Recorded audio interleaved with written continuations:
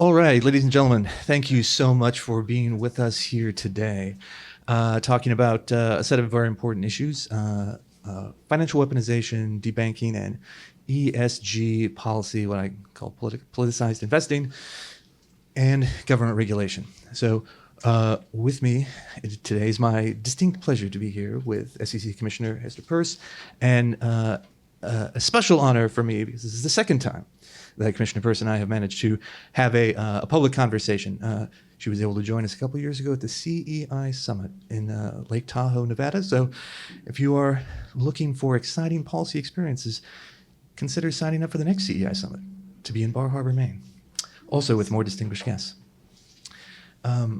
So, Commissioner, thank you for being here. And I want to give you a chance, if you want, just to give sort of very brief opening remarks before we get to questions about tenure at the Commission, your approach these issues, or what you see going forward, however you want to frame it. Sure. Well, thank you, Richard, and thanks to everyone. It's great to be with you all today. Thank you to CEI for hosting this event. I do have to give you my disclaimer, which is my views are my own views as a commissioner, not necessarily those of the SEC or my fellow commissioners. I've been at the SEC since January 2018. The time has flown by, but there have been many interesting debates during that time. I wanted to go to the SEC as a commissioner. I had been there before as a staffer because I believe so strongly in the power of capital markets to transform people's lives. The idea that anyone can come to the markets as an investor and enjoy sharing in the growth of companies, and that anyone can come as a capital taker, and someone who has a good idea doesn't need to have rich friends, doesn't need to be chummy with the person at the bank. You can go to the capital markets, and the system's not perfect, but you can get your good ideas funded. And so I think that the United States should treat our capital markets as a treasure, and we should be very careful not to transform them into something other than they were intended to be, which is really to enable capital to flow to its highest and best use. And so what I've seen at my time at the SEC is that there's a lot of pressure to turn the capital markets into something else. Instead of shifting money to its highest and best use as determined by the grassroots, by lots and lots of different minds all over the country, making choices whether to buy or sell something, whether to invest or not to invest. The transformation has really been to try to channel that money in ways that please a small group of very influential, we call them stakeholders. And those people are not investors, and they're not the people who are running the companies, but they're people who have special interests. And if we allow that to happen, it will radically diminish the effectiveness of the capital markets. And interestingly, it will also radically impair the ability of the capital markets to serve many of the goals that those people who are stakeholders are trying to achieve. The most efficient way to bring prosperity to society is to have money flow to its highest and best use, to have funds flow freely, not as determined by political demands, but as determined by what people actually need and what people want to buy. And so I think this is a really important moment for us to defend the capital markets and to defend their ability to really improve people's lives, and not to politicize them either from the right or from the left. So with that, why don't we get into questions? Excellent. That's a great summary. So just, again, one more sort of framing moment. We're sort of talking about two different but closely related phenomena when we talk about ESG, environmental, social, and governance, as a sort of a lens or approach to investing. If individual investors or particular institutional investors want to pursue what we would call an ESG approach, I certainly believe they should be able to. The sort of backlash to woke investing, if you will, is not to have an inverse of that and require everyone to invest in oil and gas or firearms or anything like that. It's to allow the greatest amount of market freedom for all participants. But when we talk about ESG financial regulation or ESG policy, that's very different, because that government regulation comes in and does have the effect of pushing people, nudging people in a particular direction, which is, I think, the much more controversial premise. So feel free to divest from whichever stocks you think are sinful, but hopefully not require every other citizen in the United States to do the same. So, question the first. So, based on our experience so far and your own previous remarks, it seems like ESG proponents, especially proponents of ESG policy, kind of want to have it both ways. So they want to pretend that their policies are sort of advisory and hortatory, and they're suggestions, and they're reminding you to keep in mind certain investment risks, and they're not trying to commandeer your investment decisions, tell you where to invest. But they also seem to have very little patience when their suggestions are not taken to heart, and plenty of, I wrote about this a few years ago. Plenty of ESG proponents said a few years ago, well, yes, it was important that we have this voluntary phase of an ESG investing movement, but the time for voluntary is gone. Now we need binding regulations to push people in the right direction. Do you think ESG policy can be just advisory and hortatory and in a free market, or were the people who are the biggest ESG proponents, was it always going to end up with mandatory regulation they wanted? Yeah, and Richard, I'm glad you pointed out that people should be free to make their own decisions. I mean, I think that's why the system works, because you've got lots and lots of different people. Everyone has different experiences and backgrounds and preferences, and everyone's making different decisions about how to invest.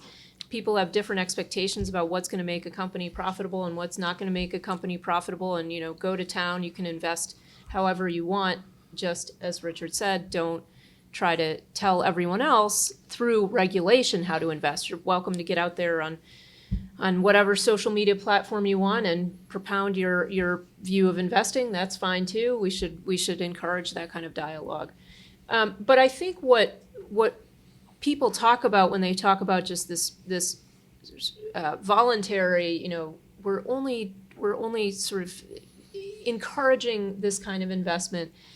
It actually uses mechanisms that end up being pretty mandatory. And so you have people using, for example, proxy advisor firms, which have a lot of reach, because a lot of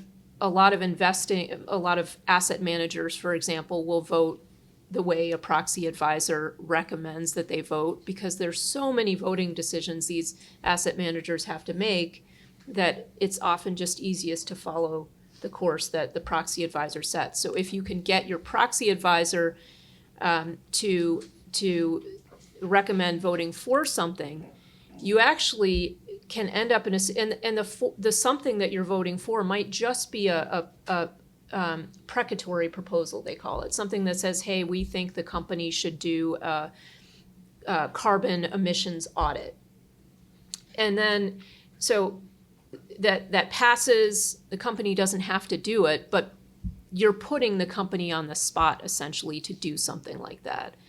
And so it effectively leads to giving leverage to people who are trying to push for certain things. And that leverage can be exercised in a back room where no one sees what they're doing to, it's a deal. Please take the shareholder proposal off and we will do XYZ to make you happy. And so you end up with a lot of pressure campaigns. Another way it can work is asset managers might sign on to net zero commitment. And that means that they're committing the funds that they're managing, which are not their funds, it's their investors' funds. They're committing them to go in a certain direction. And again, it looks all nice. It's just a voluntary compact that they're signing on to, but it ends up having the effect of taking large passive mutual funds and investing them in a way that is consistent with that net zero pledge, even though those passive mutual fund shareholders, when they were buying that mutual fund, thought that they were buying a passive fund that wouldn't invest actively or take active voting and engagement decisions. So I think there are ways in which the system as it works now ends up turning that voluntary into mandatory. Again, I don't think either of us would disagree that it's perfectly fine for people to take their money and do whatever they want with it. But if we see what has happened, it tends to be that things sort of slide into the mandatory. Right. Now, the acronym ESG and those three words, environmental, social, and governance, cover a giant range of policy topics. Almost social alone covers almost everything theoretically. But I think the highest profile policies that we've seen in the past several years have been divided into kind of two major categories. You've got the environmental goals, which is mostly climate change and decarbonization.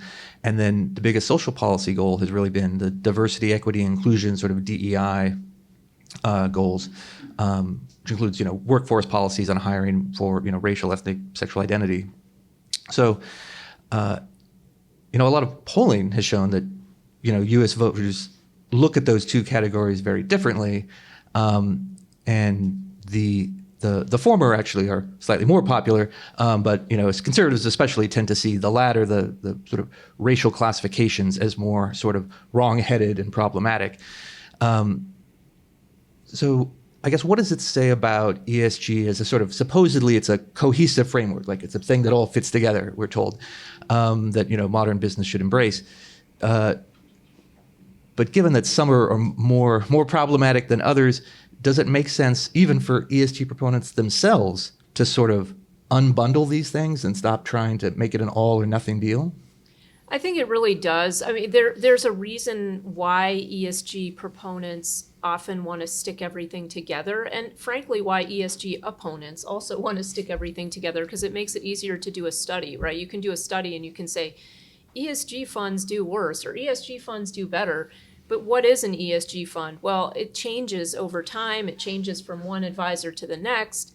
And the category of things that's being dumped into ESG keeps growing because we all can think of new issues that we think are important, and sometimes it changes. You have a war with Ukraine, and all of a sudden weapons become something that shifts into the S positive category, whereas before it was S negative. People fight over which energy sources go in the environmental positive category and which in the negative, and that might change over time too.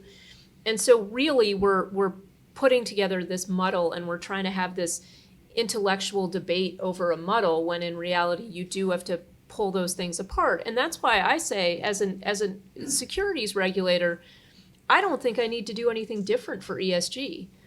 If an issue is material to the long-term value of a company, material risk, for example, the company already has to disclose it. And our disclosure framework is set up to work for lots of different companies doing lots of different things with lots of different risks.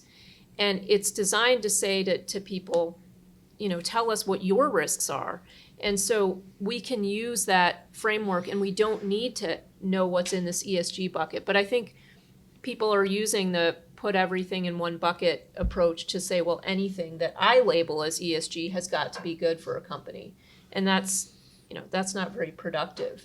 And I also think it's kind of funny because it leads to very weird results, right? You have sustainable bonds, which they started out with really a focus on the E, but then people said, well, wait a minute.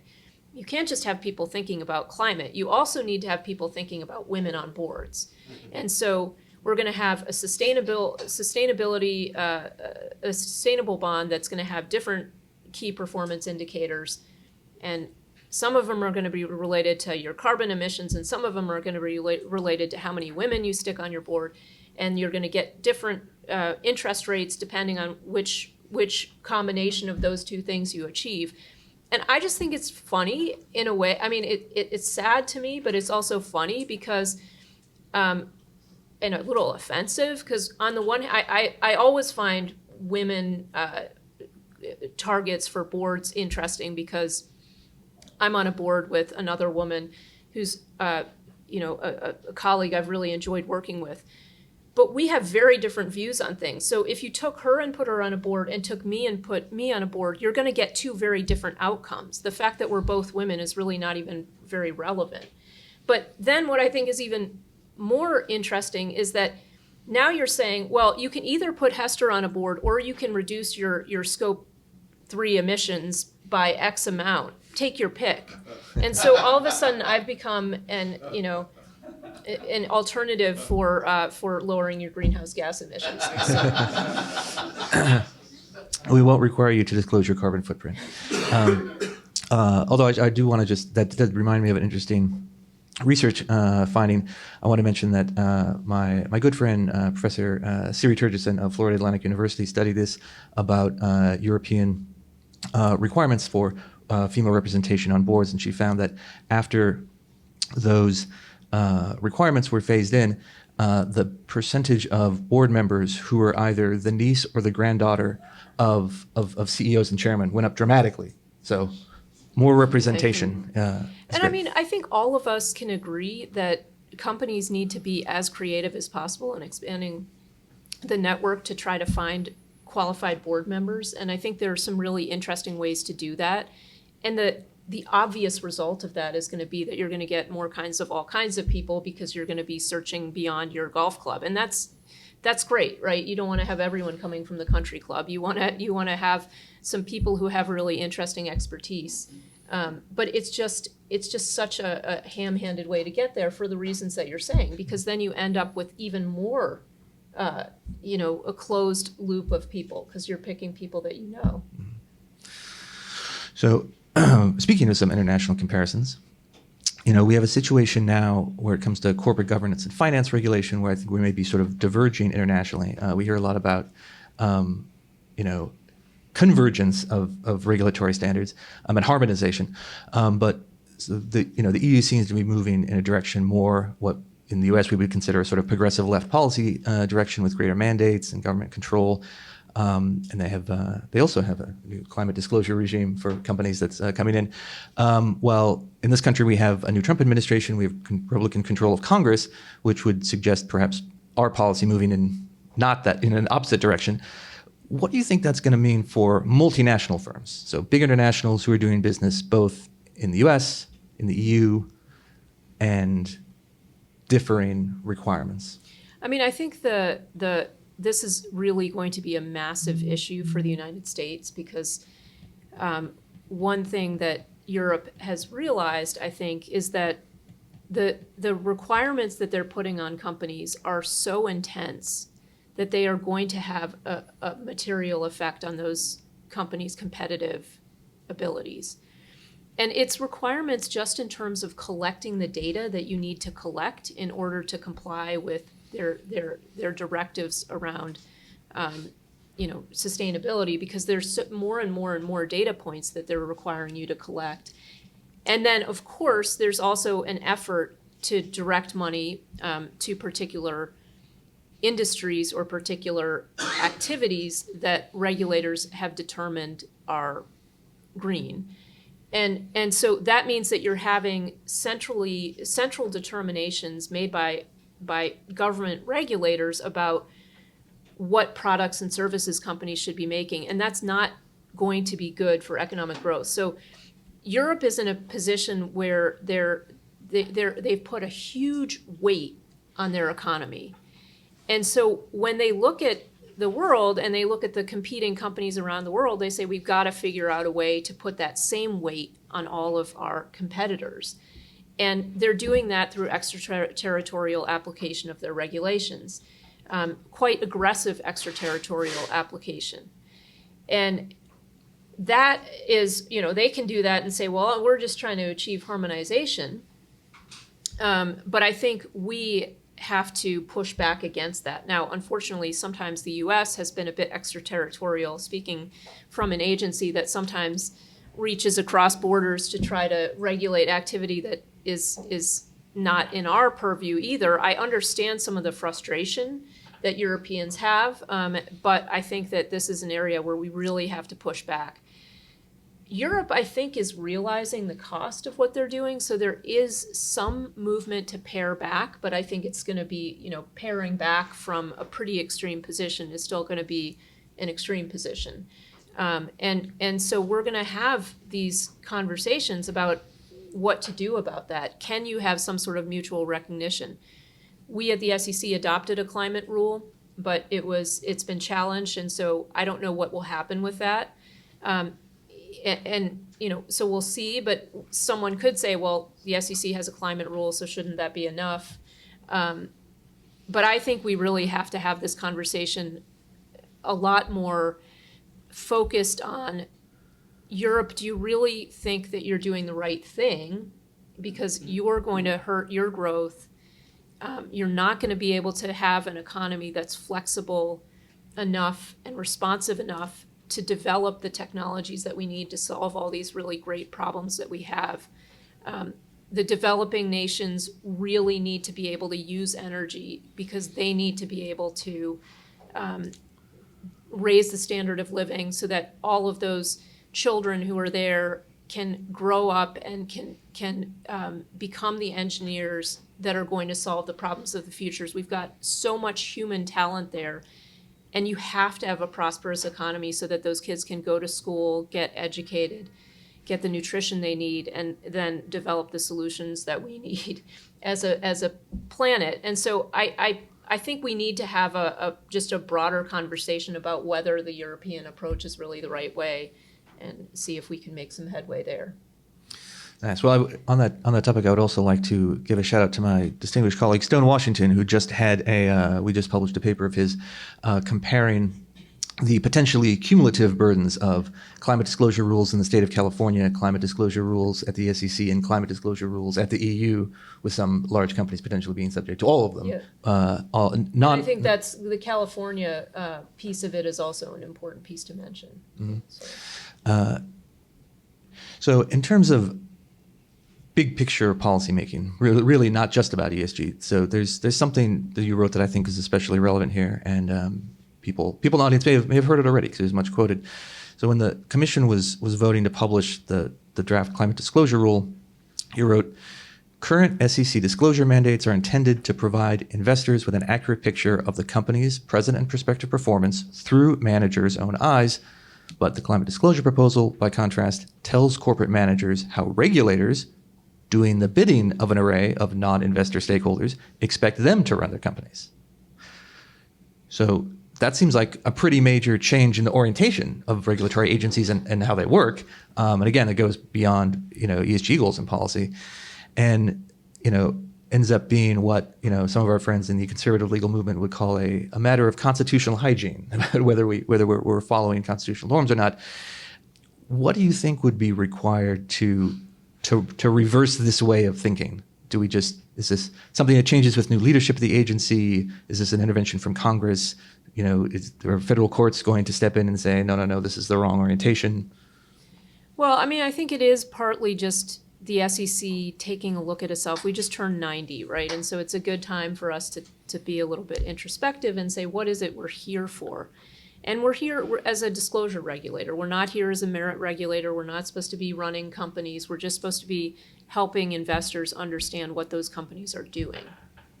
And so I think that's really what we need to do, is just take a look at that.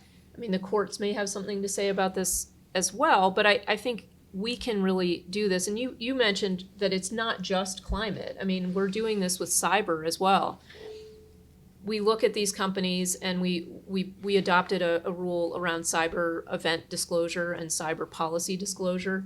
And really, in some way, the way that we adopted that rule and the way that we're implementing our cyber disclosure requirements looks to me like we're trying to tell companies how to manage their cyber, which we're not qualified to do. It's not what we were asked by Congress to do.